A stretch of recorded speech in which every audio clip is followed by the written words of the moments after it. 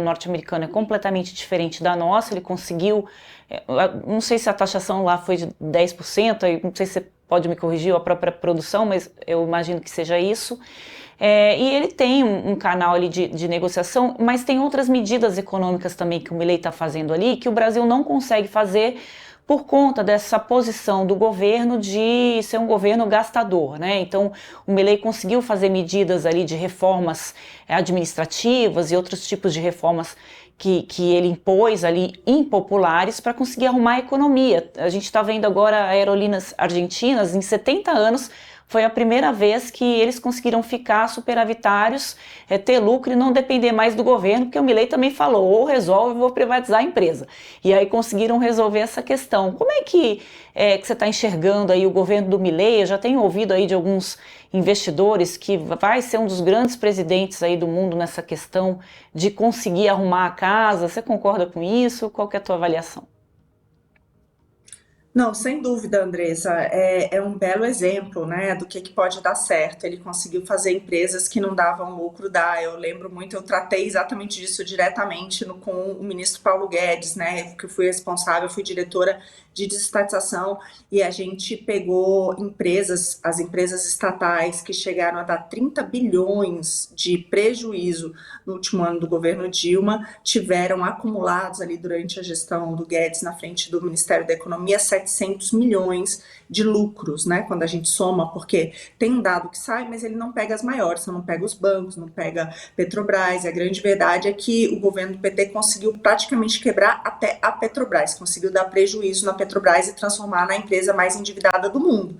Então, eu vi isso acontecer, né? E é com muita pena que eu vejo tudo isso ser revertido. E, de novo, com um papel fundamental do Supremo, que foi a canetada do Lewandowski, ainda ministro do Supremo, a sua última ação antes de sair do Supremo Tribunal Federal, que foi a de acabar com a lei das estatais. E o que o Milei está fazendo lá é muito claro, ele mostrou que a justiça social, de fato, se faz com uma economia livre. E tinha que, o grande combate que se precisava ali, eu sei que aqui no Brasil tem essa coisa de ricos contra pobres, e não é nada disso, tem que ser da população contra o sistema, que se apossou da Argentina, que já chegou a ser um dos países mais ricos do mundo, e estava com 50% da população da pobreza. E o que ele fez teve efeito imediato. Então o Milei, ele fez um corte equivalente a 15 pontos de PIB, né? Quando você pega o corte de emissão monetária e o corte de gastos públicos. É algo que eu nunca vi na história do mundo, Andresa.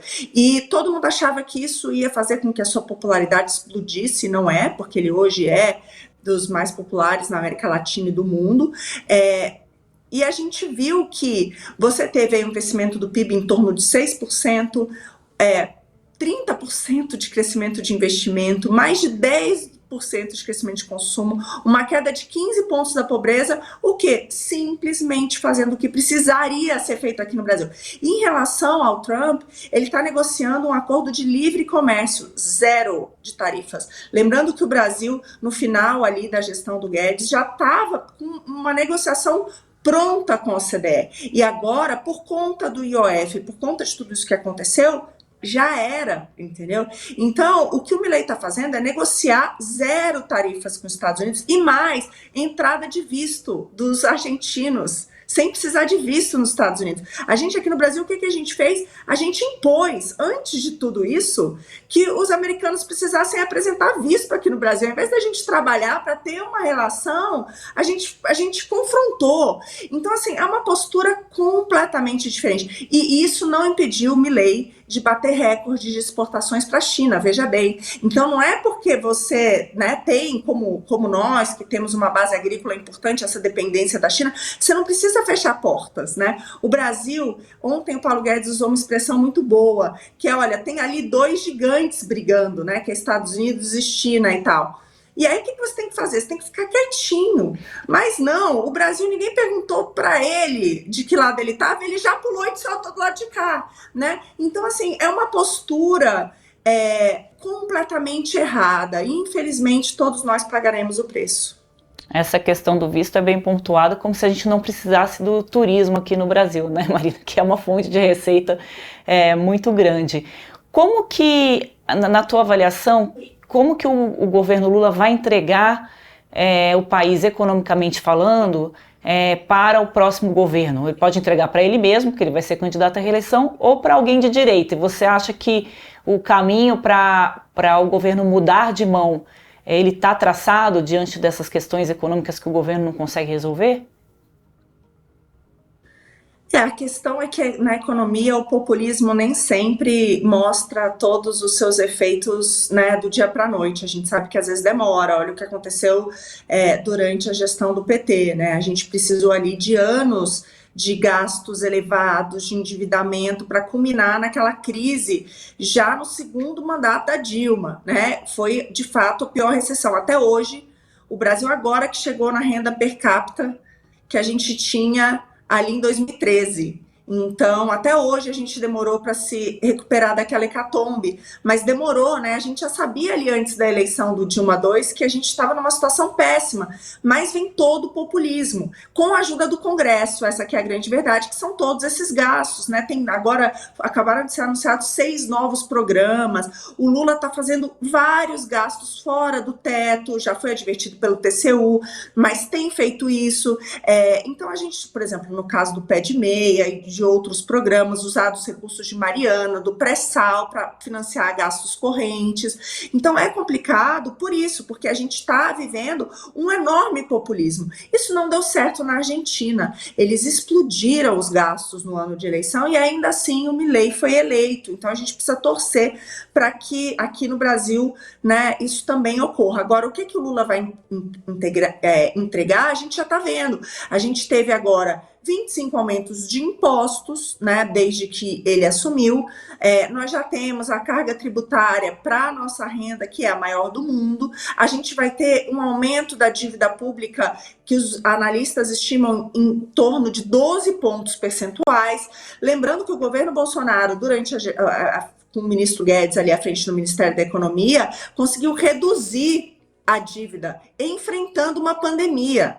O Brasil foi visto como um caso de maior recuperação do PIB, menor inflação e ajuste fiscal com uma pandemia, né? A gente deu aula e agora, sem nada disso, imagina, a gente conseguiu ter uma queda de mais de 3 pontos de PIB de dívida e agora a gente vai ter uma explosão de 12 pontos. Então, a minha filha aqui, eu tô grávida, ela já vai nascer com mais de 45 mil de dívida, que é isso que todos os brasileiros hoje já devem. O que isso significa? Recorde de juros. A gente está com a taxa de juros mais alta dos últimos 20 anos. Tudo isso penaliza a economia. A questão é quando que isso vai aparecer. Mas a gente sabe que a conta chega e ela está altíssima.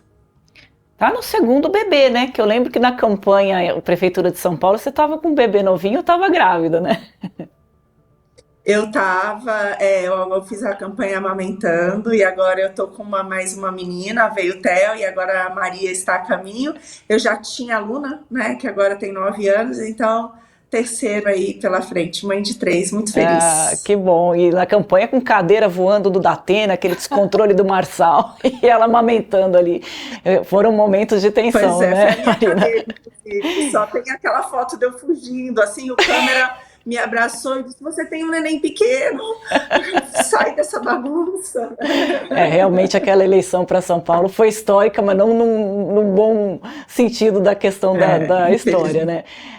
Que nota que você dá para o ministro Fernando Haddad? Fiquei curiosa aqui com a tua avaliação, especificamente com relação ao ministro que sofre todo um problema aí, né, com a área política do governo, um fogo amigo ali. Você foi, né, trabalhou com o ministro Paulo Guedes, é claro que, como diria o Thomas Trauman, não é o melhor emprego do mundo ali, o ser ministro da Fazenda, né? Você acha que o Haddad merece uma boa nota ou ele também está derrapando aí junto com o governo? Não, eu já falei que eu acho o pior ministro da economia que já existiu. Eu acho, inclusive, pior do que o Manteiga. Por um dos motivos, e eu falei isso no dia do IOF, né? Porque a gente colocou, inclusive, IOF contra a questão nas transações de capital, que é uma sinalização péssima, porque é uma sinalização para o investidor, tipo, fuja com seu dinheiro daqui, porque a qualquer momento você pode ser impedido de fazer isso, né? É um controle de capital. E ele viu, e ele nem falou com o Banco Central a respeito disso, depois voltou atrás. É uma loucura o que a gente está vivendo, Andrés. Essa que é a verdade. Esse é um caso. Esse é um dos casos. Claramente, ele fez uma decisão errada. O IOF ele só pode ser usado para questões regulatórias. Ele veio com todo, usou um imposto com essa, porque vamos lá, qualquer aumento de imposto precisa de aprovação do Congresso, tirando raríssimas exceções. E uma das exceções é essa, porque é visto como um imposto regulatório, que seria um instrumento muito importante de capitais, como uma taxa de juros. Então você tem que usar com muito critério. Imagina, ele impôs isso e disse que nem falou com o Banco Central. O Banco Central foi surpreendido. O pânico foi tamanho que ele teve que voltar atrás em partes, entendeu? Praticamente, então assim, eu vejo como uma tristeza. O Lula disse que tinha que rasgar os livros de economia, né, porque eles estavam ultrapassados. Eu sinto que é isso, né? O ministro da Economia, infelizmente, que não entende nada de economia. E para mim ali foi a gota d'água.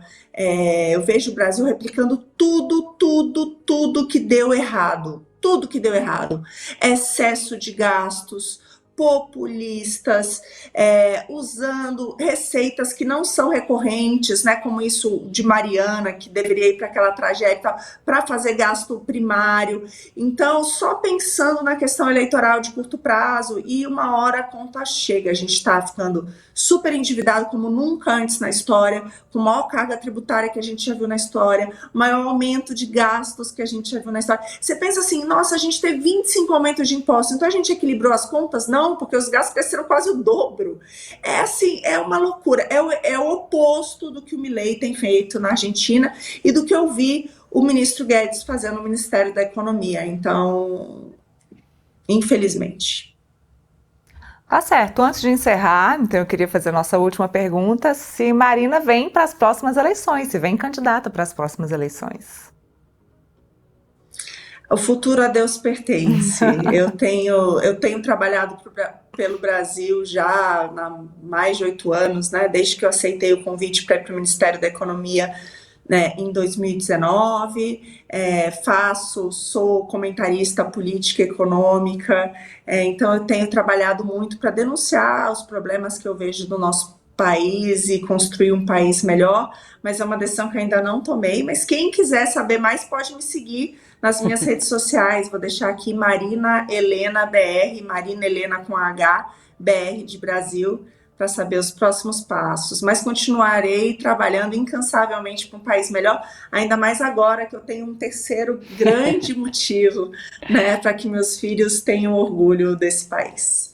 Tem que seguir antes que o Alexandre de Moraes casse as redes sociais da Marina. Ela já deu um número no início do programa, né? Você podia repetir de quantos os processos que estão lá no Supremo, que você comentou, que são... Claro. Saiu uma pesquisa mostrando que, aliás, tem 2 números que eu acho que a gente tem que ter na cabeça. Um deles é até mais complicado que esse. Saiu uma pesquisa há 1 ano atrás, da Paraná, falando que 60% dos brasileiros têm medo de dizer o que pensam nas redes sociais. Imagina se essa pesquisa fosse feita hoje. Então, a gente está vivendo a censura no nosso país, mas a gente também tem uma perseguição política em curso. Hoje, 4 entre cada 5 parlamentares que têm algum tipo de processo no Supremo Tribunal Federal são da direita. E, gente, esses processos, você acha que é por corrupção? Por alguma questão, né, que deveria... Não. Por delito de opinião. 3/4 dos processos são por ter falado aquilo que o Supremo acha que é atentado à democracia, ao Estado democrático de direito, discurso de ódio, que hoje pode ser simplesmente criticar a atuação do ministro Alexandre de Moraes. Quem sabe até dizer que a Magnitsky tem uma razão de ser, ele violou direitos humanos. Isso até agora foi considerado discurso de ódio e levou, né, a processos no Supremo que pode sim caçar parlamentares. A gente está vendo a situação, por exemplo, o Eduardo Bolsonaro, que foi lá fora, denunciar esses abusos e que pode ser cassado. A gente tem vários outros. Agora o Felipe Barros entrou no mesmo processo, mas são inúmeros, né? A gente viu que o Moraes, ele fechou a Praça do Povo. Nesse domingo, ele passou por cima da Constituição 2 vezes, ao impedir o direito, né, de reunião, de manifestação, o artigo 5º da Constituição, e também o 53, porque ele fez com que o governador, isso também nunca aconteceu, fosse até lá para intimidar um deputado, e se ele não saísse dali, ele poderia ser preso, algo que também é contra o artigo 53 da imunidade parlamentar. Então, o que a gente está vendo é muito, muito, muito grave. Infelizmente, quando os Estados Unidos nos acusa de violação de direitos humanos e de não ter liberdade política e liberdade de expressão, eles estão corretos. Muito bem. Obrigada, a gente agradece muito sua participação. Marina Helena tá lá, ela deu as redes sociais, então fiquem atentos, a gente vai saber se ela vai vir como candidata ou não. Muito obrigada, Marina. Obrigada, Marina. O bebê é para quando? A todos, foi um prazer. A final de outubro, última semana de outubro, a princípio. Ó, mês de eleição, hein? Eu acho que essa menina vai ser... Bom sinal. Tchau, Marina. Obrigada por nos atender prontamente. Volte sempre.